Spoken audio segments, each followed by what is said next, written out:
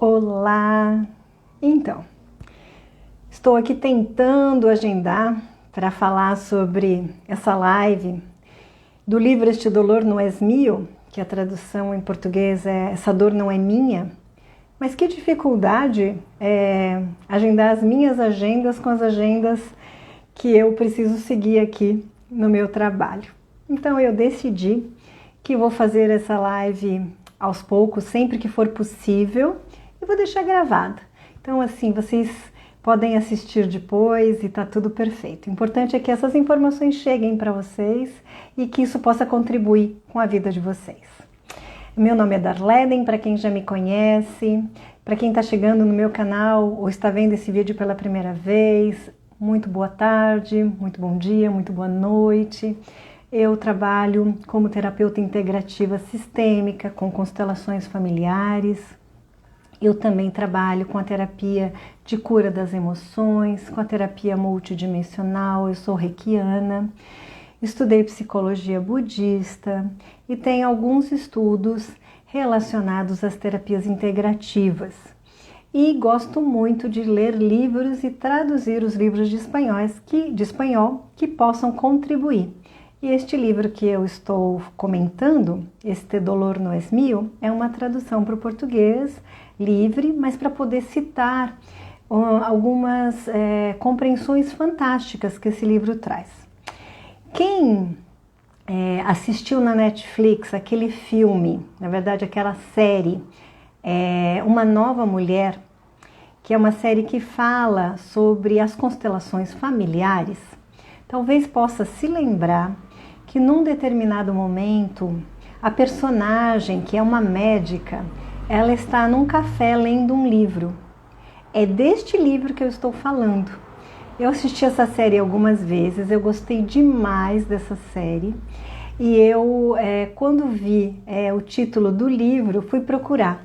Em inglês a tradução é Não Começou Comigo e em espanhol é Esta Dor Não É Minha. E é um livro bastante interessante que complementa o meu olhar das constelações familiares a partir de alguns olhares clínicos e a partir de algumas explicações também teóricas da ciência. Então vamos lá, eu vou ter aqui um apoio, que é o computador, onde algumas partes do livro estão traduzidas, e eu vou trazer para vocês algumas compreensões, né? Então a primeira coisa que eu vou trazer é um caso que tem nesse livro para a gente refletir. É um caso de um rapaz, que é um rapaz jovem, esportista, estudante, que começou a se sentir deprimido, começou a se sentir desanimado, não conseguia dormir, começou a ter muitas insônias e devido a isso começou a deixar os esportes, deixou os estudos e foi procurar uma ajuda, né? E nessa ajuda terapêutica, o terapeuta que estava atendendo ele tem uma abordagem de escuta. Então ele ouvia muito claramente e abria muitos ouvidos para escutar o que é que estava por trás de tudo aqueles sintomas que ele estava trazendo, né? E aí ele contando, e agora eu vou ler para vocês o trecho, ele dizia assim, que uma noite, após ele ter completado 19 anos, ele acordou às 3h30 da madrugada e não conseguiu mais dormir. Ele sentia muito frio e cansaço e ele sentia um medo intenso e estranho. Ele tinha um medo de que algo poderia acontecer e ele tentava não dormir, porque sempre que ele tentava adormecer, esse medo o acordava, como dizendo, cuidado, se você dormir você pode morrer. E ele pensava, né, se eu dormir eu não vou acordar mais. E aí ele relatou essa situação para esse terapeuta e o terapeuta começou a fazer perguntas. Por que ele começou a fazer perguntas? Porque esse terapeuta ele verificava, investigava se na família dos seus clientes havia traumas transgeracionais de gerações anteriores e esses traumas poderiam ainda estar interferindo na vida das pessoas hoje que eram descendentes daqueles que sofreram os traumas, que são chamados os traumas familiares, né? Então, ele pesquisou a história, né, desta pessoa, deste jovem, e ele perguntava assim, bom, havia alguém na sua família que tinha falecido dormindo? Alguém faleceu dormindo? Alguém faleceu com frio? Alguém faleceu por perto dos 19 anos? Você sabe se houve alguma morte trágica na família? E aí ele começou a perguntar, e esse jovenzinho de 19 anos não tinha essas informações, até que então ele acessou uma memória de um tio dele, um tio da parte paterna, do qual nunca se falava dele. Então, isto para as constelações são os excluídos. Por uma dor muito grande do sistema familiar, aquela família não fala sobre aquela pessoa. Passou uma moto bem barulhenta aqui. Por causa de uma dor muito grande, a pessoa não fala, porque é como se ela não quisesse retomar, não quisesse relembrar esse sofrimento que aconteceu, como se ela pudesse, sem falar dele, esconder isso dentro de um baú secreto, e acaba havendo uma exclusão familiar.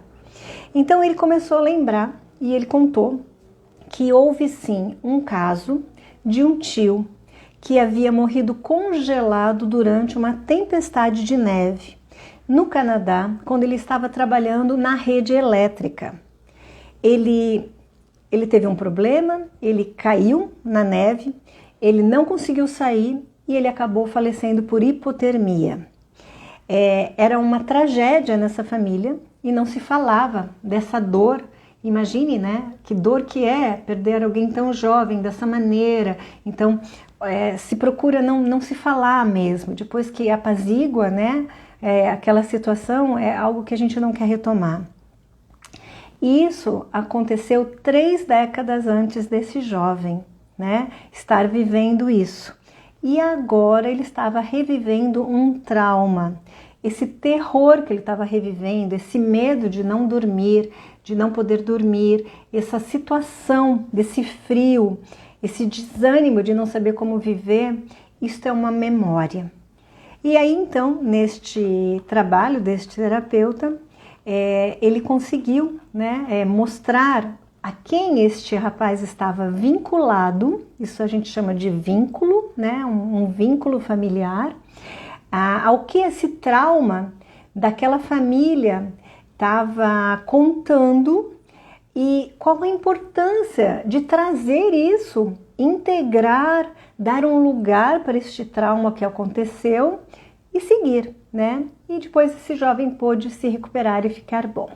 Agora eu vou trazer um pouquinho a teoria disso, desse caso. Olha que interessante, né? Isso aqui o que eu vou fazer é uma leitura, tá? Me deem licença para essa leitura. Sobre os traumas que existem no nosso sistema familiar e onde eles adormecem em nós. Os traumas têm uma característica bem documentada e familiar para muitos de nós, porque eles nos impedem de articular o que nos acontece. Muitas vezes nós ficamos sem palavras, nossa memória fica alterada. Durante um incidente traumático, nossos processos de pensamento podem se tornar dispersos, desorganizados, tanto que ao final nós até deixamos de reconhecer que as memórias pertencem a um acontecimento inicial. Qual é esse acontecimento inicial? Né? Fica tudo tão confuso que a gente já não sabe mais qual é o acontecimento inicial. Ficam fragmentos de memória gravados no nosso inconsciente, eles ficam dispersos em formas de imagens, de sensações corporais, de algumas palavras soltas, mas eles ficam como um arquivo que podem ser ativados posteriormente por qualquer gatilho, assim que a gente chama, né? Por qualquer coisa que nos lembre dessa experiência inicial, ainda que ela seja muito remota. Quando essas memórias são acionadas, aí sim, é como se tivéssemos apertado esse botão invisível que retrocede, como se fosse naquele videocassete antigo que a gente tinha, as imagens e faz com que a gente possa reviver sensações, imagens, palavras do trauma original. Bom, o que aconteceu nesse caso desse rapaz é isto. Ele não conhecia essa história, ele não tinha vivido essa história, pode até ser que ele tenha ouvido alguma vez, mas em um determinado momento essa história voltou à tona e voltou para ele sentir novamente esse medo, esse pânico, essa depressão, essa tristeza, tudo aquilo que envolveu, né, esse trauma inicial. E à medida que ele pôde então olhar para isso, a origem, lá onde estava o trauma, pôde então agora descansar. Era como se ele precisasse servir ao sistema familiar para que aquilo pudesse ser lembrado, honrado, recebido e guardado. Porque muitas vezes a gente não fala, né? Como eu falei há pouco, a gente não fala sobre os traumas, a gente não fala sobre o que aconteceu, né? Inclusive eu sou terapeuta com a prática da EFT, que é a técnica de liberação de emoções, né? E muitos dos traumas que nós temos, nós conseguimos liberar através dessa terapia, justamente porque é possível olhar novamente, falar, trazer fragmentos de memórias, ressignificar e aí ele pode descansar. Então, aqui eu vou trazer mais algumas informações agora sobre psicólogos muito famosos, psicólogos psicanalistas, né, como Freud. O Freud, ele identificou estes padrões, né, da gente sentir, né, esses traumas, essas memórias acionadas, né, através desses gatilhos há mais de 100 anos. Ele deu o nome dessa repetição traumática de compulsão à repetição, que é uma tentativa do inconsciente de reviver o que ficou sem solução. Olha só, eu tive lá uma situação, ela não pôde ser solucionada, aquela pessoa morreu sozinha, aquela pessoa não pôde ser acolhida, com toda aquela dor, não se fala mais nada daquilo. Então, agora alguém, um membro, posteriormente na família, acaba passando por algo similar para poder trazer isso novamente à tona e que se cure no sistema familiar. Olha que interessante, é dito que esse impulso inconsciente de reviver os acontecimentos do passado pode ser um dos mecanismos que intervém quando as famílias repetem traumas não resolvidos nas gerações subsequentes. Então assim, nossa, por que às vezes eu estou fazendo algo que aconteceu lá atrás? Porque eu estou repetindo algo que já aconteceu com alguém do meu sistema familiar? Por causa dessa explicação, porque é um inconsciente do grupo familiar, é um inconsciente desse sistema familiar que acusa que algo precisa ser visto, algo precisa ser olhado, algo precisa ser tomado, honrado e daí pode descansar. Então, o Freud falava disso e o Jung fala muito das constelações familiares, quem já leu Sonhos, Memórias e Reflexões do Jung, e quem não leu eu recomendo, pode encontrar muitas informações que nós trazemos das constelações familiares, com os seus entendimentos, antes até, né, do Bert Hellinger ter trazido tanta coisa para nós maravilhosas. E o Jung acreditava que aquilo que permanece inconsciente não se dissolve, não vai embora, mas sim reaparece nas nossas vidas como se fosse nosso destino ou nossa sorte. Ele disse que experimentamos tudo o que não é consciente como nosso destino. Se a gente disser de outra forma, ele está dizendo: nós tendemos a continuar repetindo padrões inconscientes até trazê-los à luz da consciência. Ou seja, o que está no inconsciente é porque não está consciente. Então, à medida que esse caso desse rapaz, né, não estava consciente, ele estava só sentindo, né, as sensações muito semelhantes às que o tio dele uma vez sentiu no passado 30 anos antes, né? 30 anos antes ele não era nascido, né? Mas ali ficou um trauma no sistema familiar paterno. Imagine o pai dele, que trauma que não teve ao receber a notícia de um irmão jovem que faleceu dessa maneira tão traumática, né?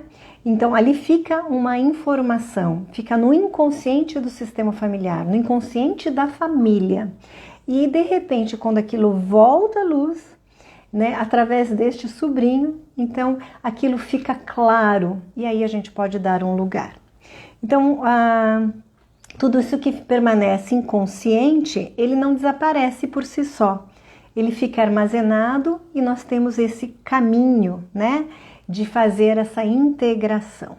Se eu disser de uma outra maneira, eu posso usar a palavra fragmentos, fragmentos de informações que ficam perdidas, né, através das histórias das nossas famílias e que pedem que um dia esses fragmentos se unam, se integrem, e que então a gente possa compreender com bastante clareza o destino daquele. Se investigarmos, talvez conseguimos saber até se não houve já uma repetição por aquela morte trágica do tio, né? Então, isto cabe a nós quando estamos, né, interessados em conhecer por que padrões acontecem no nosso sistema familiar, porque estamos repetindo alguns padrões, fazermos trabalhos relacionados a investigações, né? Investigações da nossa história, saber coisas que se passaram com nossos pais, com os nossos avós, quem sabe tenhamos informações anteriores, ou pesquisemos também por datas de nascimento, situações próximas, para compreendermos o que é que eventualmente estamos repetindo como um trauma, para dar luz, para trazer a consciência, né? Muito bem. Então, eu vou avançar um pouquinho aqui, porque a gente tem alguns temas aqui agora seriam bem específicos da psicologia, né? Mas eu quero trazer algumas falas que também podem nos ajudar aqui. Nada se perde no inconsciente da família. As peças são simplesmente redirecionadas até que tudo fique muito claro, até que o quebra-cabeça fique montado. E aqui é dito, né, pelo autor do livro, as novas tendências em psicoterapia começam a olhar além dos traumas do indivíduo. E quando nós falamos de constelação familiar, a gente não olha para o trauma do indivíduo somente, a gente olha para o trauma do sistema familiar como um todo. A gente olha para todos os que estão envolvidos, procurando, né, uma informação de que lei pode estar fora de ordem, do que pode estar sendo repetido, de que tipo de compensação pode estar acontecendo e qual é o tipo de cura que aquele sistema está pedindo. Então, a gente olha de uma forma ampliada, a gente olha todos os acontecimentos como uma forma ampliada da história familiar. E este caso é um caso bem forte, né? Porque foi uma tragédia que incomodou provavelmente muito esse sistema familiar, porque é algo de muita dor, né? Mas nós temos diferentes tipos de dores que ficam guardadas no inconsciente do sistema familiar, como abandono, né? Como suicídio, né? Quem vem lá do passado, as guerras, bem, hoje nós também estamos vivendo guerras, né? A morte prematura de um filho, a perda de um pai, a perda de um irmão, tudo isso trazem traumas. E esses traumas, eles ficam gravados, porque no momento do trauma é muito raro que alguém consiga já trabalhar as suas emoções, já ir fazer o processo de cura, para poder fazer um luto. É muito difícil isso, né? Às vezes a pessoa não tem esse caminhar, às vezes passam 10, 20, 30 anos, às vezes passa uma vida inteira sem ter feito a cura do trauma. O trauma fica apenas como se fosse uma herança, né? Até que alguém vai fazer este olhar e pode então fazer um trabalho para isso. E é interessante que hoje, nos últimos avanços, aqui eu também estou lendo do livro, tá? Nos últimos avanços da biologia celular, da neurociência, da epigenética e da psicologia do desenvolvimento, hoje a gente já fala, vamos explorar a história familiar, pelo menos remontando a 3 gerações anteriores, para compreendermos os mecanismos subjacentes aos padrões de trauma e sofrimento que estão acontecendo aqui, agora, né? E aí a gente vai verificar o que é que pode estar acontecendo nesse sistema familiar para que a gente verifique qual é o caminho de cura para este indivíduo, para essas memórias e para todo esse sistema familiar.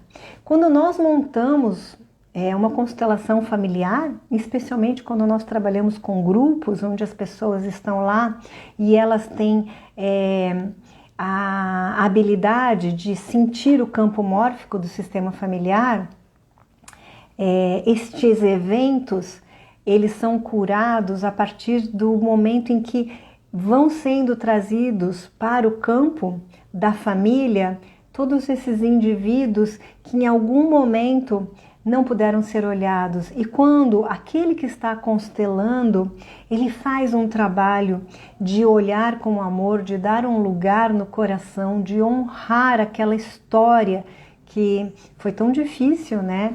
E de honrar a vida, no sentido de que, apesar de tudo o que aconteceu, apesar de toda a dificuldade, a vida seguiu, a vida continuou, eu estou aqui. E se hoje eu fui escolhido, de alguma maneira, por essa consciência de grupo, para lembrar isso, então eu venho, eu lembro, eu honro, eu entrego novamente e agora eu sigo sem carregar como se fosse uma bagagem minha, que eu preciso carregar obrigatoriamente, porque eu não preciso. Aí eu tenho essa beleza dessa liberação. E é muito bonito que aqui nessa tradução, depois é dito que na neurobiologia foi estudado o transtorno pós-traumático. Neste caso foram estudados sobreviventes do Holocausto e seus filhos. Foram estudados foram feitos vários estudos, né? Mas o cientista, que tem o nome de Yehuda, queria verificar como é que o hormônio do estresse poderia contribuir, né, para que o corpo voltasse ao normal após um trauma. Como é que ele poderia fazer? E quais eram os efeitos também na função cerebral com relação aos transtornos pós-traumáticos, né? E ela foi estudando, né? E sobretudo porque ela queria entender os sintomas que incluem depressão, ansiedade, dormência, insônia, pesadelos, pensamentos assustadores, tendência a se assustar facilmente, tendência a estar com os nervos à flor da pele. E o que ela foi estudando e observando foi que os filhos daquelas pessoas que sobreviveram ao Holocausto tinham baixos níveis de cortisol, semelhante ao dos seus pais, o que os tornava predispostos a reviver sintomas pós-traumáticos da geração anterior. E ela diz aqui, a descoberta de que pessoas que sofreram um evento traumático agudo apresentam níveis baixos de cortisol tem sido controversa. Ela vai explicar. Pois ela se opõe ao conceito estabelecido de que o estresse está associado a aumento do cortisol, aumento do nível do cortisol. Mas, especificamente, nos casos de transtorno pós-traumático crônico, essa produção do cortisol ela é reprimida, o que contribui para que os baixos níveis observados tanto nos sobreviventes quanto nos filhos exista. E aí ela foi pesquisando e ela encontrou também baixos níveis de cortisol em veteranos de guerra e também em mães grávidas que sofreram transtornos pós-traumáticos naqueles ataques que aconteceram nos Estados Unidos, nas Torres Gêmeas e nos seus filhos. E ela também não só observou isso, como ela também observou que eles percebiam que esses sintomas eram transmitidos, né? Como chamado síndrome da dor crônica e fadiga crônica, que estão associados aos baixos níveis de cortisol no sangue. Respiremos, porque isso é bem técnico, né? Bom, depois, ela estudando, ela percebeu que de 50% a 70% dos pacientes também permitiam ser diagnosticados com depressão aguda ou com transtorno de humor ou ansiedade. Por que ela estava fazendo essa pesquisa e o que essa pesquisa queria mostrar? Ela queria mostrar que eu, você e quase todos nós temos 3 vezes mais probabilidade de termos sintomas de transtornos pós-traumáticos se nossa mãe e nosso pai também passaram por traumas, também passaram por esse transtorno pós-traumático. E que nós possamos carregar em nós depressão ou ansiedade por estarmos experimentando sensações que estão armazenadas no sistema familiar como memória e que isto é herdado e que isto não é algo que a gente sentiu por ter ouvido histórias, porque nós conhecemos as histórias, mas sim porque nós carregamos os mesmos sintomas físicos e emocionais dos traumas daqueles que viveram como nossos antepassados, pelo menos 3 gerações, né? Então, nossos pais, nossos avós e os nossos bisavós. Por que eu estou dizendo isso? Porque isso ajuda muito a gente entender, porque às vezes eu me sinto deprimida em algumas situações, porque às vezes eu tenho ansiedade, porque às vezes alguma criança ela tem uma dificuldade de dormir à noite, ela tem algumas fobias, porque em alguns momentos da minha vida me vem algumas síndromes do pânico. E quando eu vou investigar isso, seja por meio de uma constelação familiar, seja por meio de uma terapia de liberação de emoções, né, perturbadoras, olhando para os traumas, e eu começo a ouvir e a entender e a investigar, é bem provável que eu possa encontrar histórias anteriores a essa pessoa, de pessoas que também passaram por isso. Isso nos ajuda muito, como no caso deste rapaz, né? Para a gente concluir, né, esse primeiro trabalho de hoje dessa live, esta dor não é minha, ou seja, eu estou herdando essa dor, é algo que está vindo aqui para ser olhado e liberado. Tem um caso também, neste livro que é contado, de uma pessoa, uma mulher, que começou a tomar antidepressivos, começou a participar de sessões de psicoterapia pessoal, psicoterapia em grupo, tentando diminuir a sensação de estresse, mas ela não conseguia. Essa sensação era muito forte e ela não estava conseguindo, ela estava sentindo como se ela tivesse que ser exterminada. Essa era a palavra, eu sinto como se eu fosse sumir. E aí, quando vai se investigando a situação dela, eu estou falando aqui dos transtornos pós-traumáticos, se descobre que na família existe uma história de alguém que passou pela situação do Holocausto e que realmente passou pela eliminação, né? Que foi excluída, foi exterminada, né? Então ela sentia uma tristeza profunda, ela sentia uma sensação de que ela ia sumir, né? Que ela ia queimar, que tudo ia desaparecer, né? Assim como acontecia nas câmaras de gás. Então esta memória é muito forte.